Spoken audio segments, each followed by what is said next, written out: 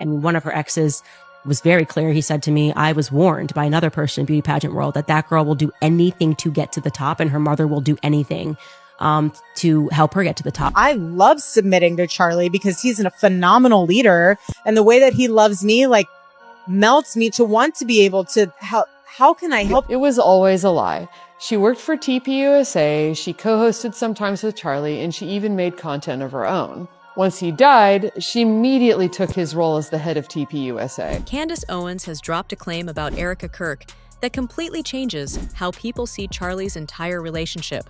According to Candace, this wasn't just a normal marriage story that unfolded over time. She says Erika may have groomed Charlie from the very beginning, and that the timeline Erika has been telling the public about her age might not even be true. If Candace is right about Erika lying about her age, then the period when she first got close to Charlie suddenly looks a lot darker. People are now revisiting old clips of Erika talking about how they first connected. But the part that has really unsettled people isn't just the age question. It's how Erika allegedly took advantage of that age gap and the way Candace says she slowly positioned herself in his life. Once you hear the specific moment Candace highlighted, the whole story starts sounding very cold and calculated. Everything about this marriage, everything about this divorce, everything about Erika's early years is shady. And the beginning That's why Candace's investigative series, Bride of Charlie, is so important. Because if it wasn't for episode 4 of the series, we wouldn't know that there's a 10-year period in Erika Kirk's childhood where her birthday is consistently filed incorrectly across multiple court and child support documents. During this period, Erika's birthday is listed as November 22nd, 1988. However, as far as we currently know, Erika's actual birthday is November 20th. Candace pointed out how strange it is that some of these errors appeared in actual court documents, such as child support filings. Not only are you required to be completely honest in general court documents, but for child support specifically, details like the child's birthday must be accurate. Before anyone could chalk it up to clerical errors, Candace shared copies of those court documents, and that's when the conversation shifted completely. Even though Erika's supporters had dismissed the earlier discrepancies as human error, these screenshots proved that someone was actually being dishonest about the records. Some of the documents were hand-edited, with new dates scribbled over the old ones. Some had no notaries, despite being official court documents, and some were outright missing judges' signatures. So for a 10-year chunk of Erika's childhood, there is simply no verifiable information about her age. At first glance, that sounds like a small detail. But Candace says this is exactly where the story starts to break open, because according to her, it fits right in with everything else she feels is off about Erika, and that includes Erika's conveniently timed relationship with Charlie Kirk. As most people know, Erika has always presented their relationship as a simple love story. Two people who met, connected, and eventually built a life together. But Candace argues that when you actually line up the dates, the interviews, and the way Erika has spoken about her past, the math starts looking very strange. Because unlike Erika's claim of an incredible love story, the evidence points to a far more calculated and cold union. Erika didn't just stumble upon Charlie during a work interview turned date. She carefully selected him as her partner for the next stage of her ambitions. Going through her exes, you can see like she was going to be with somebody. She was, okay, you're going to the NFL, you're going to the MLB, we can be on the Amazing Race together. You will see very clearly she is not dating a regular guy ever, okay? Her goal was to make it. And here's why the pattern fits. Looking at Erika's dating history, Charlie Kirk couldn't be further from her type. Before him, Erika dated pro athletes, entertainers, and politicians. She even described her boyfriend, pro baseball player Tyler J.D. Massey, as her favorite human, her best friend, and her incredible boyfriend. Many people believe he may have been Erika's one that got away, because engagement-style photos of the two of them suggest they were on the verge of getting married. Before that, Erika dated men from the same Hollywood circles she moved in when she was a reality TV star. Interestingly, some photos also went viral, suggesting that Erika dated Cabot Phillips, who would later become an important member of Charlie's organization, TPUSA. But here's where the story gets even deeper. According to Candace, Erika didn't end up with all these men by accident. She actively sought them out because she knew each one would move her career forward in some way.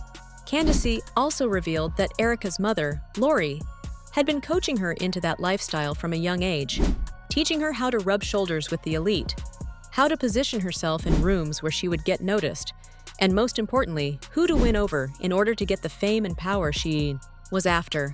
This idea that she didn't want it is just not true. It's so objectively not true. Erika, without question, and anybody who's being objective and honest and looking at her history of the people that she dated and the people that she wanted to be in close proximity to, can guarantee to you that this girl wanted to be famous, like very badly wanted to be famous one way or the other. This is why Candace is convinced that Erika identified Charlie from the moment she saw him as the next person who would elevate her career. That's why it didn't matter that Charlie was so far from the type of men she typically dated, or that she was half a decade older than him. On the subject of Erika's age, what we know is that Erika recently turned 37, while Charlie was 31 at the time of his passing, giving them a 5-year age gap. But based on all the evidence Candace has presented so far, that age gap may actually be even wider. Here's how Candace sees it. The speed with which Erika took control of everything Charlie had built is not natural. And this may be the biggest clue that Erika had been grooming Charlie to the point where he not only saw her as an innocent and loving wife, but as someone he could trust with his life and his work. And according to Candace, that trust is part of what ultimately contributed to Charlie's downfall. In episode 7 of her Bride of Charlie series, Candace pointed out how Erika has been presenting herself publicly as a struggling single woman who has to work incredibly hard to provide for her family, much like her own mother did. But according to Candace, that couldn't be further from the truth, because Charlie made sure his family was well taken care of, both while he was alive and after his passing. Like she's trying to relate, like she's just like a single mom and working a 9-to-5, working at a restaurant, trying to make ends meet for her children and the father's gone. Erika received at least $10 million from Charlie's estate immediately following his death. And that's not counting the life insurance he almost certainly had, the over $10 million in donations that poured in from Charlie's friends and fans, and the massive TPUSA platform that Erika took over within days of his passing. This is an insult to Charlie because it implies he had nothing, it did not have their affairs in order at all. Like he just had kids and was just like, oh, well, if anything happens to me, I hope my wife is able to assume my role. No, Charlie always had his financial house in order. However, to bring Charlie to a place where he could trust her so completely, Erika had to start small. From lying about her childhood in a way that made it seem like she grew up in hardship, even though evidence suggests otherwise, to misrepresenting her dating history in order to appear more compatible with Charlie's vision of a devoted Christian wife. Candace believes there is even more that Charlie never knew about Erika, things that, had he known, would have stopped him from going on a first date with her, let alone marrying her and building a family together. The conversation around Charlie's wedding band also raised serious questions.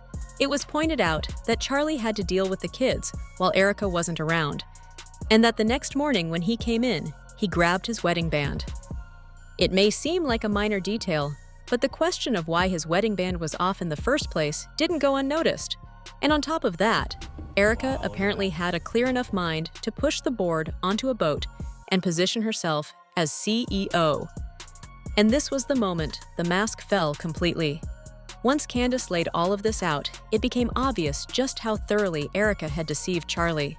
As one person put it, according to Candace Owens, Erika Kirk's choice in men and the circles she orbited proves one thing. She wanted to be famous so badly that she didn't care how it happened. And another person said it bluntly, Erika Kirk is a complete fraud, with lie after lie continuing to surface.